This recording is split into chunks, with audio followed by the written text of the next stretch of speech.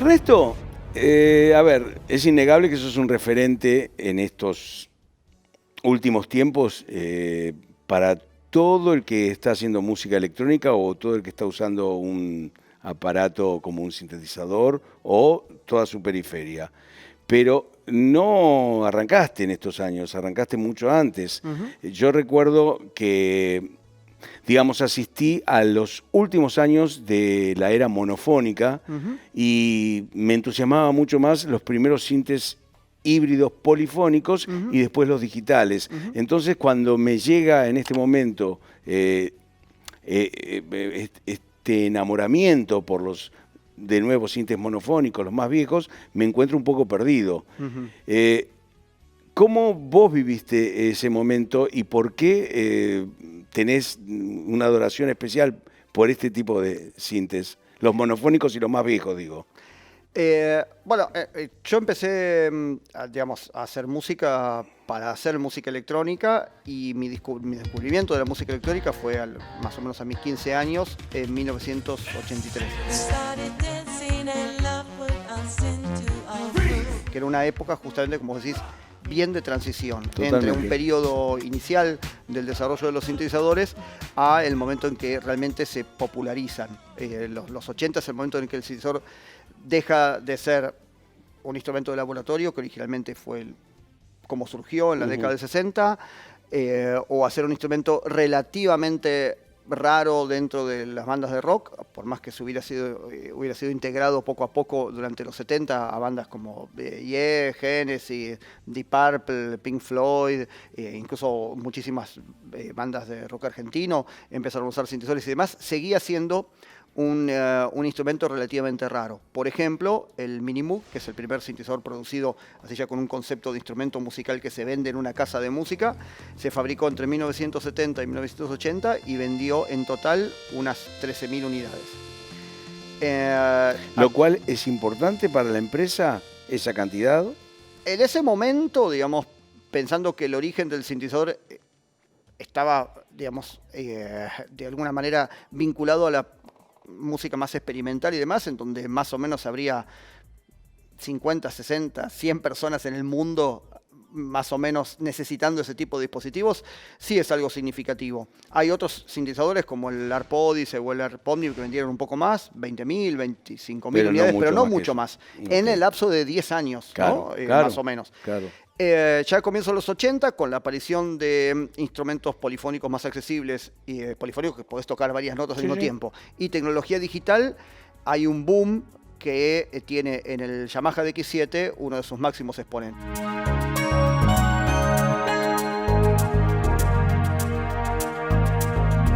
El DX7 en el lapso de más o menos 2 años vendió unas 200.000 unidades, que marca una diferencia muy grande teniendo en cuenta que en los 70, lo máximo a lo que quizás se podía llegar a aspirar era que un sintetizador como el caso del Minimoog o el ARP Odyssey se vendieran más de 10.000 unidades. En este caso estamos hablando de un instrumento que en 2 años vendió 200.000. Y estamos hablando de un momento en el que ya el sintetizador se populariza a un nivel mucho más amplio que lo que había ocurrido en la década del 70.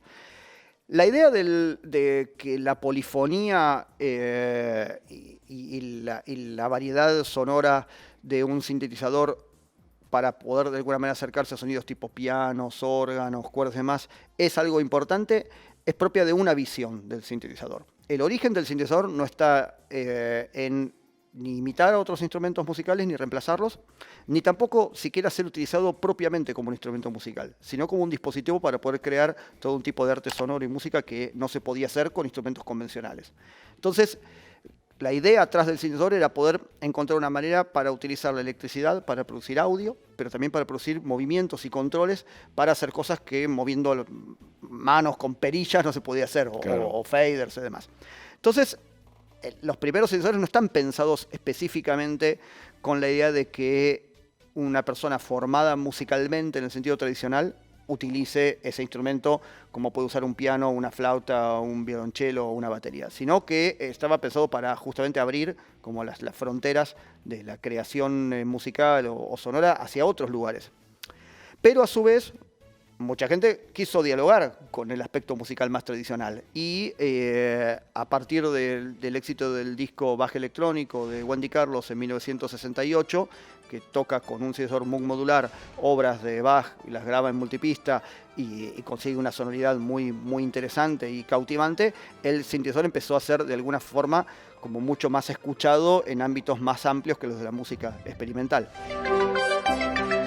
Se grabó el Moog modular, básicamente no tenía capacidades polifónicas, a pesar de que Wendy le hizo fabricar a Robert Moog un pequeño dispositivo pseudo polifónico para algunas partes. La gran mayoría del álbum está grabado lo que sería melodía por melodía, frase por frase. O sea, la mano derecha, la mano derecha, la mano izquierda. Si había varias voces superpuestas como tipo acordes, era primero una voz, luego otra voz, luego otra voz. Un proceso largo, pero que un par de años antes, sin la tecnología del sintetizador, hubiera sido prácticamente imposible de hacer.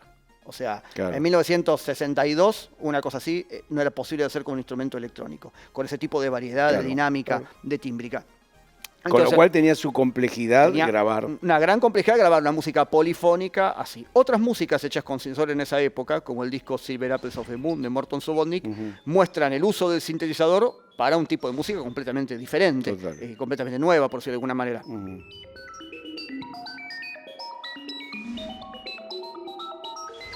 La idea de la polifonía, de la armonía, de la digitación se disuelve por completo. Es otro concepto, es otro paisaje sonoro el que se crea. Entonces, visto desde un cierto punto de vista musical tradicional, que el sintetizador no pueda tocar varios sonidos al mismo tiempo, podía parecer una limitación, sobre todo para el punto de vista de alguien formado en el piano o en el órgano, que está acostumbrado a tocar acordes. Pero el sintetizador ni es un instrumento de teclados, ni tiene en principio como objetivo el seguir el desarrollo, digamos, histórico de los instrumentos musicales. De hecho, vos bien dijiste que el teclado es un capricho dentro. Es una opción, digamos, ¿no? Una opción que ni siquiera... Hay mucha gente que piensa que ni siquiera es la más apta para tocar un sintetizador, que de hecho como que condiciona. Vos ves un teclado y rápidamente empezás a hacer acordes, en melodías, y para que eso de alguna manera se pueda ver desde ese punto de vista, necesita adecuar la tecnología de esa forma. Por eso, es una forma de controlar... Es una forma. Es una de las tantas formas. De controlar un y el teclado polifónico es una alternativa que no es necesariamente mejor que la de un teclado monofónico. Perfecto. Es curioso porque para tener un sintetizador polifónico uno tiene que tener en realidad varios sintetizadores monofónicos que se activan simultáneamente. Cuando uno tiene un sintetizador, por ejemplo, si uno tuviese que fabricar una versión polifónica de esto, tendría que meter adentro varias capas, como si fueran varios de estos sintetizadores, y cuando uno toca una tecla, activar uno, cuando toca la otra, activa otro. El Prophet 5, que fue el primer sintetizador polifónico analógico relativamente popular. Hubo otros anteriormente, pero digamos, ese instrumento, que es de 1977-78, son 5 sintetizadores. Uno toca una tecla, se dispara uno, otro toca otra tecla, se dispara otro, hasta 5. Y más de 5 no se puede tocar. En un piano uno puede tocar, por ejemplo, 88 teclas simultáneamente si quiere, porque hay 88 conjuntos de cuerdas que son golpeadas por sendos martillos, etcétera, etcétera. El principio es el mismo, en vez de una cuerda, exactamente, es un sintetizador sistema entero. electrónico. Exactamente. Una guitarra eléctrica, por ejemplo, no puede tocar 40 notas a la vez. Puede producir 40 notas, pero no simultáneas. Claro. Vos podés tocar hasta 6, porque tenés 6 cuerdas. En cambio, en un piano puedes tocar hasta 88, por ejemplo, porque tenés 88 conjuntos de cuerdas que son martilladas. Sí. En un sintetizador, si yo tuviese un teclado, no sé, de 40 teclas, si quisiera que suenen las 40 voces, tendría que tener adentro 40 sintetizadores o algún tipo de tecnología que me permita hacer eso. La multiplicidad de sonidos. Ahora, también ocurre que por la forma en la que se van integrando las cosas, la gran mayoría de los sintetizadores polifónicos no son exactamente lo mismo que un sintetizador monofónico multiplicado. El primer sinte polifónico de Oberheim, el Four Voices, previo al Prophet 5, sí era así, eran 4 módulos que vos los veías en el panel y efectivamente era como tocar 4 sintes monofónicos. Pero después, para poder hacer más transportable, más ordenado el panel, etcétera, etcétera, se toman ciertos compromisos. Entonces, de pronto tenemos instrumentos como el Prophet 5 y después tenemos instrumentos como el Pro One, que lo fabricó la misma empresa un par de años después, que es monofónico y no suenan igual. a pesar de que, está bien, hay algunas cosas, hay diferencias técnicas y eso, pero es como que da la impresión de que una sola voz del Prophet 5 no es tan poderosa, digamos, como esa única voz del Pro One que es monofónico. Yo, efectivamente, mi primer sintetizador, que lo compré en 1988, con mucho esfuerzo de parte de mi madre, tenía estas cosas, era polifónico, era sensitivo, tenía MIDI, tenía memorias, pero de alguna manera no terminó de cumplir con mis expectativas a nivel sonoro y sobre todo en esta cuestión que yo sentía que el sonoro era muy interesante para ir como creando los sonidos y, en tiempo real. Y estos sintetizadores, más tendiendo a control digital, en esa época no tenían paneles con las perillas. No. Venían un display pequeño, Chiquito. tenías que ir ingresando los datos como de una manera como Sí, muy o indirecta. a lo sumo con un slider Con lo sumo, que te el mío ni recorría de 0 a slider 100. tenía. Sí, Sí. el mío ni slider tenía. Tenían como unas flechitas para arriba y para abajo. Sí. Parecía más como operar una calculadora que... Entonces sentí como que no era lo que estaba buscando. Y decidí, digamos... Ir para atrás. Claro, intuitivamente decir, no, a mí me llamaron la atención estos instrumentos, voy a ver qué pasa. Y efectivamente empecé a mirar en las casas de música, pues yo veía que estos instrumentos viejos, digamos, costaban muy baratos, muy, muy, muy baratos. Me eran mucho más accesibles que los instrumentos nuevos, que me gustaban también, pero que estaban como fuera de mi alcance. Y bueno, iba por las casas de música pidiendo probar sintetizadores que tenían ahí arrumbados. Me ponían apodos, digamos, me llegaban a llamar el monofónico porque preguntaba, ¿tendrán algún señor monofónico? Y la gente como le llamaba la atención que estuviese buscando, claro. Es como hoy día ir a buscar una televisión blanco y negro, por ejemplo, ¿no? Claro. Pero realmente yo sentí que complementaban muy bien, digamos, el usar tecnologías viejas, digamos, con tecnologías nuevas. Y hasta bastante entrado los 90, la única opción para acceder a ese tipo de sonidos era ir a buscar los sintes que la gente estaba dejando de usar. Pero a partir de mediados de los 90, finales de los 90, empezó una reivindicación cada vez más grande de este tipo de tecnologías y de este tipo de recursos y entender que el sintetizador monofónico es una posibilidad, una opción que tiene sus características, sus peculiaridades, su forma de abordarse y que los sintes pueden tener un panel lleno de perillas y ninguna memoria para guardar los sonidos, sino que hay que crearlo todo en el momento y que también eso te va a reflejar en el panel lo que efectivamente está ocurriendo. Claro. O sea, vos tocas ahora acá y esto es producto de cómo están puestas todas las perillas. Sí. No hay un quiebre entre lo que escuchás y lo que ves que está configurado en el panel. Entonces, en ese sentido, siento que para mucha gente no solo le resultaron equipos muy didácticos para aprender síntesis y demás, sino el hecho de que estás tocando con la programación, no estás solamente tocando con las teclas. Y a partir de ahí es que hubo como una especie como de renacimiento de todo, de los sintes analógicos y monofónicos, también de los sistemas modulares, y hoy día llegamos a algo que hemos hablado en los otros videos, que es esta especie de gran matrimonio de todo tipo de tecnología, formas y expresiones. Me gusta charlar esto con vos porque tu origen, por ejemplo, a diferencia quizás del mío, para acercarnos, tenemos más o menos una edad parecida, pero pues vos sos tecladista. O sea, tu origen musical está vinculado a la idea del teclado. Sí. Yo lo primero que fui a estudiar fue piano, pensando que para tocar el sintetizador tenía que saber tocar el teclado. A pesar de que me gustaba el piano y los teclados, y los uso todavía, a mí lo que me llamó la atención de acercarme a la música fue esas posibilidades de lo electrónico, que no están dadas por el teclado, están dadas por otros aspectos. Totalmente. Que no te los enseña a saber piano. En cambio, probablemente vos te acercaste más a los instrumentos electrónicos, a los sintetizadores, desde el lado del concepto del musical, del teclado. Sí. Entonces, si bien estaba fascinado con el Moog, buscaba el sonido del piano, buscaba el sonido del Hammond y buscaba el sonido del Rhodes. Que son, en mis teclados digitales. En tus teclados digitales. Sí. Y también era una gran tendencia. Con todos los tecladistas de esa época que hablaba, era quién tiene el mejor piano en un DX7 o quién tiene un buen sampler o lo que fuere. Sí. Pero buscando esos sonidos, imitar los sonidos acústicos o electroacústicos de, digamos, el origen de esta música popular que consumimos en los últimos 70, 80 años. Sí, de hecho, la idea del uso del sintetizador monofónico como línea melódica relevante también quedó un poquitito afuera yo diría que hasta discos de comienzos de 80 como Thriller de Michael Jackson todavía se pueden escuchar. Líneas melódicas, bueno, muchos bajos de Minimoog y demás. Pero ya después, 84, 85, era como muy raro encontrar un tema que, por ejemplo, tuviera una línea monofónica de algo. Eran todo como cosas, incluso sonidos, tocando cosas melódicas, pero con sonidos que eran evidentemente polifónicos. ¿Eso pensás que puede ser porque estaba demasiado ceñido a las a los mega tecladistas como los que nombramos antes, Keith Emerson, Wakeman. Sí, también porque había como una cuestión de necesitar todo el tiempo sonar nuevo. Y esta cuestión de la idea de, digamos, como de rivalidades, ¿no? De que una cosa se supone que tiene que desbancar a la otra, que ocurrió en la tecnología, también ocurrió mucho en la música. Muchos géneros musicales de los 70, 80 nacen como en oposición a otros.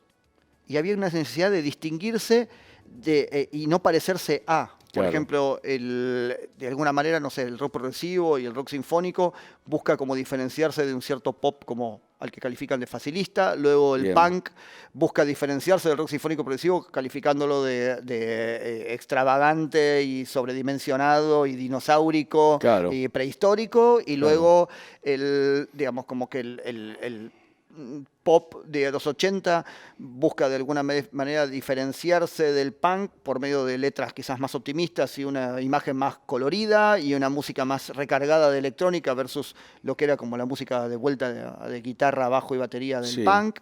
Y hay como toda una cosa de yo estoy en contra de, y de hecho se veía mal. Se veía mal en los 80 que una persona utilizara un instrumento de los 70.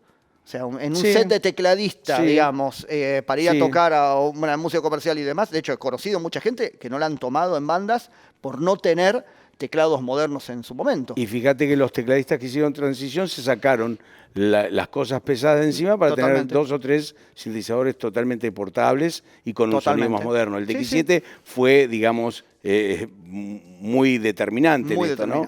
Y algunos de esos Roland tipo Júpiter o Juno, marcaron la diferencia. Afuera el Rhodes, afuera el Hammond. Y después afuera el Júpiter y después afuera el DX7. Claro. ¿No? O sea, si estabas en 1990, cuando nosotros compramos el DX7, que lo empezamos a utilizar en 1989-90, ya era un instrumento vintage, digamos. O sea, ya era raro que alguien fuese a una casa de música a comprar un DX7. Lo compramos muy barato también. Cuando compramos el Minimoog, lo mismo. Este sintetizador, el MS1 de Behringer, está inspirado en el Roland SH101. Nosotros empezamos a usar un Roland SH101 creo que en 1992. Era un instrumento que te lo tiraban por la... O sea, realmente decía, ¿para qué querés una cosa así? ¿Para qué vas a querer un instrumento monofónico de este tamaño? Que no... Nosotros le dimos usos, de hecho hasta el día de hoy lo utilizamos. De hecho yo no lo conocí en esos años, sino en estos últimos años que hubo esta reivindicación. Sí, a mí me parece que es una época fascinante, en la que además casi todas las tecnologías tienen su versión relativamente accesible. Encima la computadora, el celular, las tablets que pueden hacer, pues, correr programas de síntesis ahí también, ¿no? Y la idea que vos manifestaste varias veces de convivamos todos, ¿no? Que, o sea, todo es válido. Que ninguno, no importa si es imitación, si es un clon o no, que convivamos todos, los que se fabricaron en aquellos años, los que se fabricaron en estos años. Un placer charlar con vos. Igualmente. Como siempre. Nos Igualmente. vemos.